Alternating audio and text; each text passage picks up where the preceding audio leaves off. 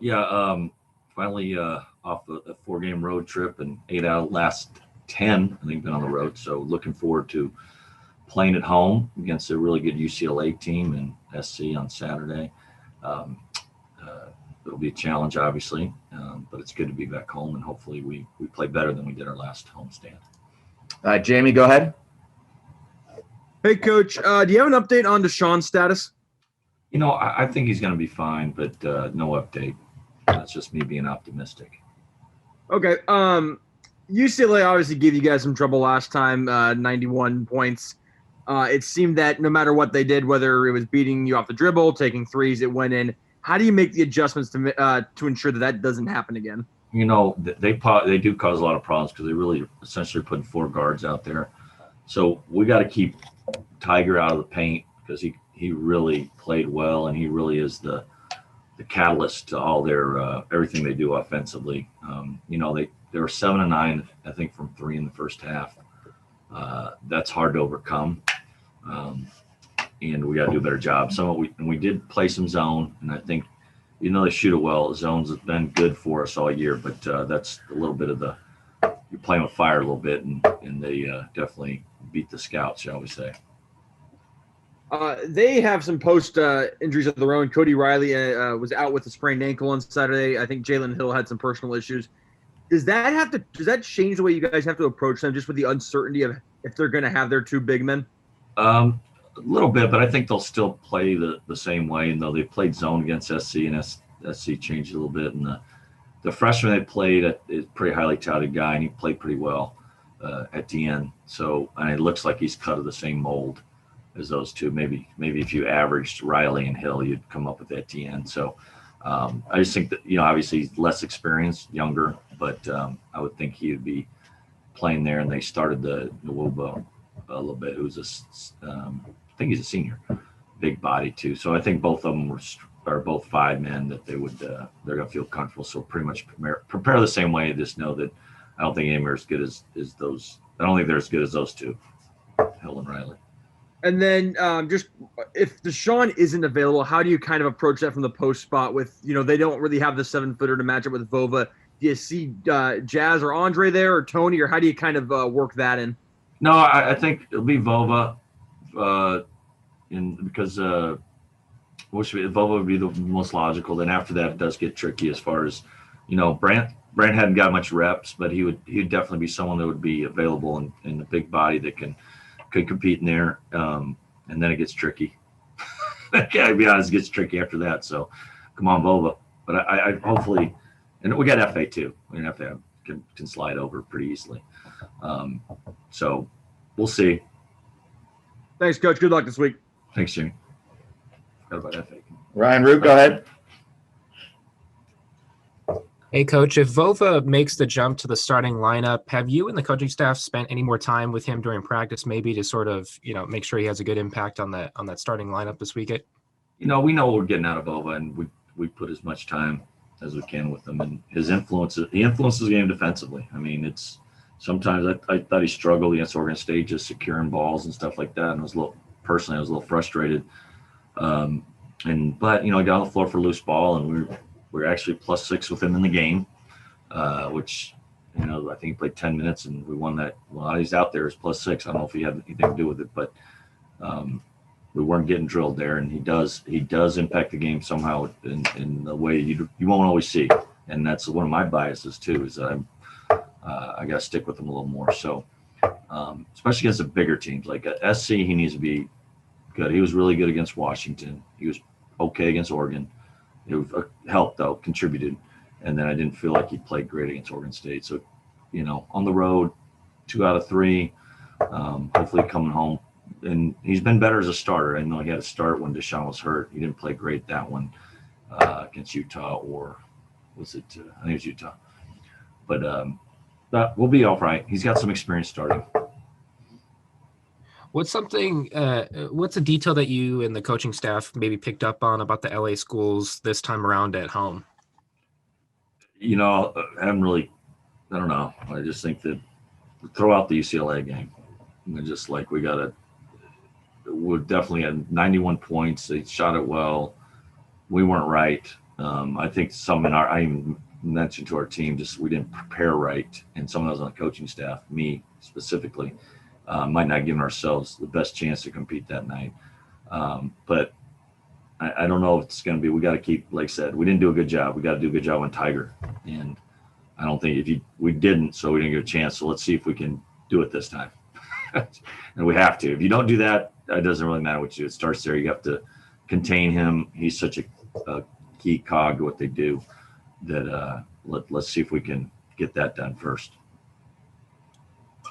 And with Ryan having a good, uplifting performance against UCLA last season, coming off the bench, and even with his, career high last game, do you see him as being, somewhat of a big player in this upcoming game on Thursday? I think Ryan does what he does, and he's been helpful for us all year. Even when he wasn't, I know it's hard to. I'm sure it's hard for some fans to understand. We started off not making a shot, but he still was helping us, and now he looks a little more comfortable out there, and we need him to rest Isaac and Noah. We'll be better defensively because his defense has improved, and those guys can be fresh there. And hopefully, I think him and DJ helped the last 3 games, just because they're good fits with they complement our other guys. So hopefully we clicked in there and we've settled. They settled us down a little bit. So hopefully it settled us and we can keep getting better. With 5 straight home games coming up, do you see this as a good opportunity for the team to kind of end on a high note before the conference tournament? Well, we still have the Arizona schools on the backside of that. But it's weird to play 5 in a row at home in 9 days. But yeah, obviously we want to play well. We want to. We went through. Thought we did. We just didn't play well at home, but we had a chance to go 4-4 in those last 8 games and went 3-5 on the road. It's not terrible. 4-4 would be good with our youth and everything else. I'm thinking almost any year Washington State or 500 on the road, you'd feel pretty darn good about it. So we got to, we obviously want to play well at home. We played well at home last year. We need to play better than the last homestand. Thank you. All right. Theo Lawson, go ahead. After the game on Saturday, we didn't talk to Isaac, but he tweeted shortly after, "I have to be better. I'm going to be better this game." I mean, does he take these games pretty hard, where he feels like he may have let the team down and doesn't give what he usually can give? Yeah, a little bit, but I talked to him actually yesterday and just like, hey, you're fine. It's not on you. You weren't the reason. You were a contributor. You weren't the reason we beat Oregon solely. It wasn't just because of you, and we didn't lose because of you. So he needs to. It's a we thing. I think he takes it pretty hard. He cares a lot. He cares a lot about his teammates and his team, and he did feel a little bit like he's letting them down. And part of it is acknowledging that I didn't play well, but he's fine.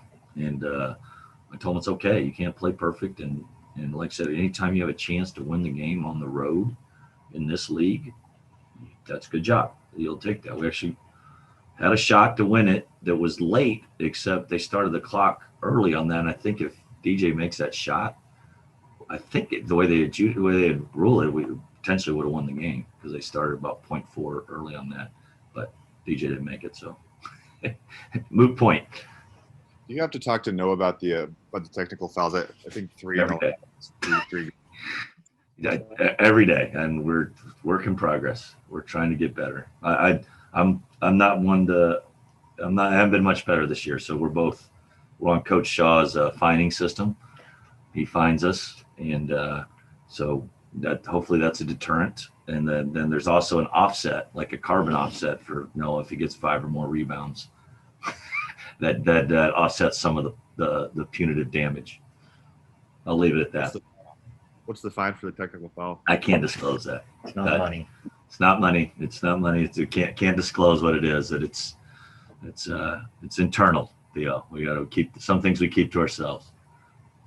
Have you given any thought to the conference tournament, whether they should have it in Vegas like normal with 12 teams? There's obviously been a lot of discussion as to whether they should even have any kind of conference tournaments, or maybe adjust it to only having an amount of teams, or playing it at a different site. Have you thought about that at all? Or? I haven't, but I'm glad you brought it to my attention. And I'm for trying to persevere and get through it and play.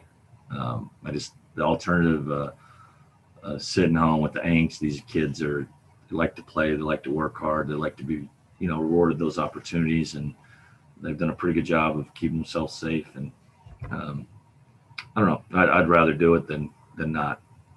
That's my opinion. I wanted to ask you about, I saw a number printed that only Kentucky has had more freshman total starts than you have this year. Is a little inconsistency. You used the phrase work in progress. Is that just go along with starting young players, or do some teams just develop more quickly than others? And where would you say you are with that? I think there's a couple things. Obviously, being young, freshmen, playing in college games is one thing. During COVID, that's a little different, the pandemic. And then playing on the road in the Pac-12 is an eye-opening experience. So you could, we actually played really well at Cal, and then just be on that sustained, the games keep coming for those young guys. They don't know. And at the same time, we were missing, for about a month there, we had, 4 guys that were not available to us. It might have helped us offset some of the youth. Like DJ and Ryan are young, but just whatever.